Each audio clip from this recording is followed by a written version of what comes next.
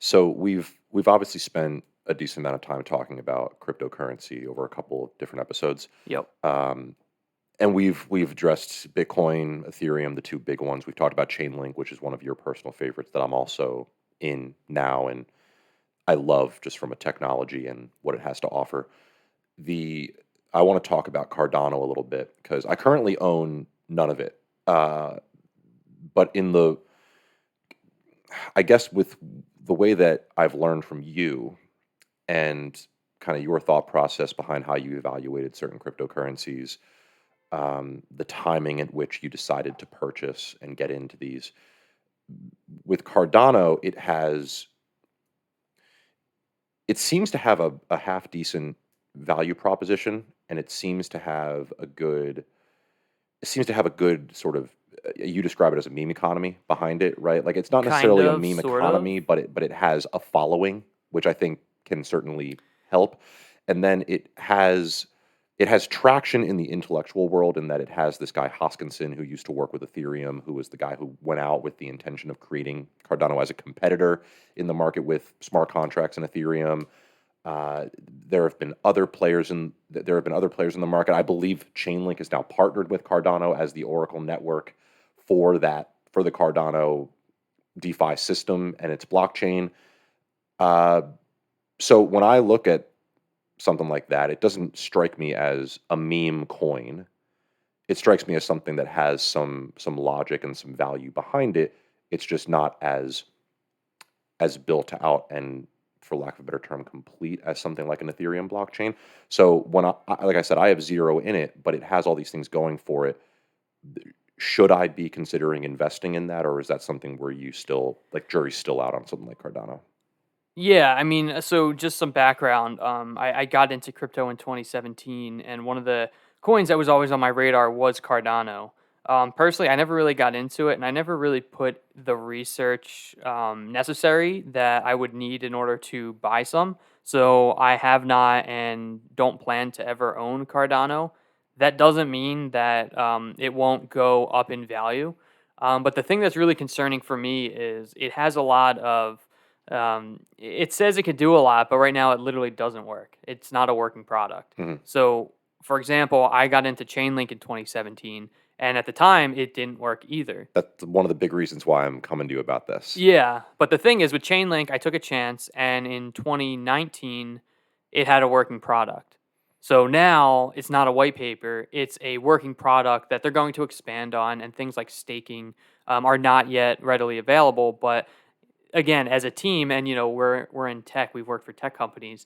Every quarter you need a milestone, Mhm. and with Cardano, they're taking this waterfall approach where, again, it's been over 4 years, and sure they have demos, and I think a couple months ago they tried to have like a live test, and it didn't work as well as people thought. Mhm. But just from an investor standpoint, I don't like investing in things that aren't yet already built. I'm going to avoid that initial risk, especially when it comes to crypto, and I'll wait till they have something working. And once they do, then I'll look into it, and then I'll start investing. Cardano is a red flag for me because it's been 4 years and they don't have that. And you say meme coin, and it is and it isn't. It's a meme coin in that it has a cult following, and Yes. people buy it because they buy the narrative. I think Cardano has made partnerships with like African countries to like save the climate, um, which if they do it, that's great. But I'm not going to buy into something just because of these promises that haven't been delivered. If they release a working product and the green side of it ends up coming to fruition, then I'm going to be like, okay, well now they have a working product. Now I can trust what they've said. But again, in 4 years, and again, there's several other crypto coins that have been around since 2021. One that I got into in 2017, and I eventually had to transition into Link with was Neo, which Mhm. was an Ethereum competitor. It was literally Chinese Ethereum. It Right. was an Ethereum blockchain that the Chinese were okay with. So at the time in 2017, 2018, they were developing, they were doing things, they were making progress.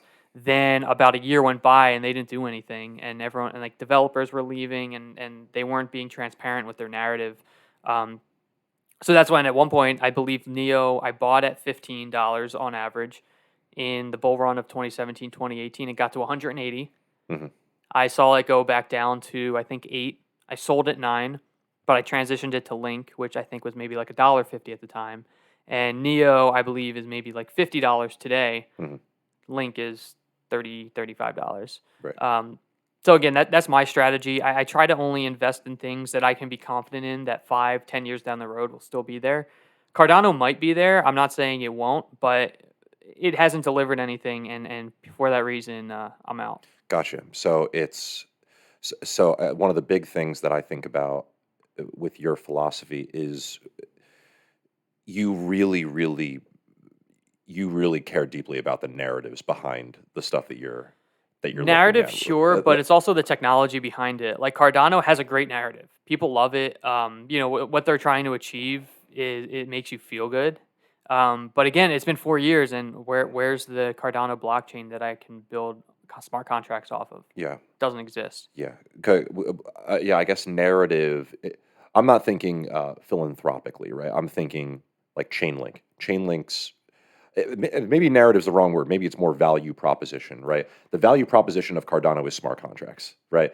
Whereas the value proposition of Chainlink is we take off-chain data, with real world data for layman's term, we bring it on chain, right? Which is crucial for smart contracts to work. It's a very easy value proposition to recognize and be like, yeah, if I'm investing in cryptocurrency, I might as well be Well, invested in this.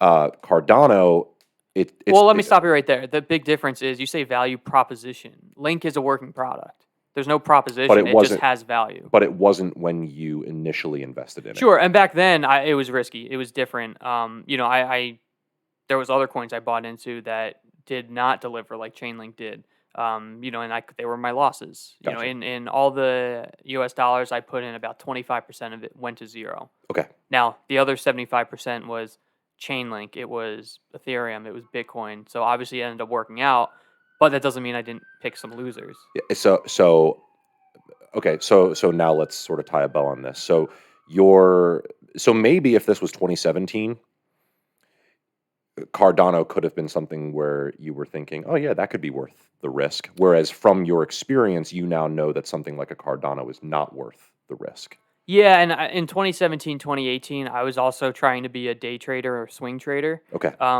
So my mindset was different. I would have taken the risk, and the only reason I didn't is just because I owned like 15 coins at the time, and it was like, why add another one? Now I'm really, I think I'm 80% into Chainlink, 10% Bitcoin, 10% Ethereum. Hmm. And I've had in the past year, I've had other coins come in my radar from friends who do more research than I do. And Aave, I found out about right before it exploded. I found out about it when it was still called Lend, and it was 20 cents. Now Aave, which again they did like a merge, so it was like 100 Lend equals one Aave, but Aave right now is like $400. So that's the equivalent of like me finding out about it when it was $4 Right. or $2. Another one recently is Convex, which I honestly, it's similar to a lending protocol like Aave. And my friend told me about it a couple months ago, and it's gone up 700% since. Okay. But the thing is, for every one of those, you're taking way more risk because the market cap's smaller. The Convex, it was like, oh, you add liquidity to a pool, but like I didn't want to do the research for it, so I just didn't get into it. So again, it doesn't mean that there aren't great projects out there. It's just my risk since I've been successful with Chainlink, with Bitcoin, with Ethereum, and I'm confident in all three of those long term.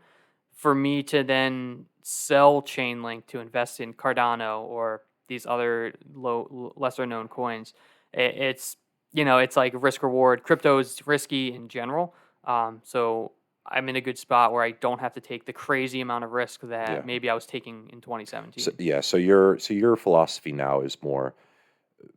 I don't need to be the person who catches it at cents on the dollar. I'd rather catch it at something that is worth tens of dollars with a working product, knowing that it's going to boom because it My actually has something confidence that's working. my confidence in the project has to be a lot higher than it did in 2017. So Gotcha. for me, a working product that I'm looking and people don't have a lot to criticize on, that allows me to be way more confident in it than a white paper with maybe some high tier players like a Mark Cuban Mhm. shilling it. Yeah. Like it doesn't mean like Cardano could be super successful. I mean, the price has been great the past year or so. So I'm not going to knock it there, but also SHIB has been up 1,000,000% or Right. whatever it's been, and I have no interest in purchasing a dog coin. Yep.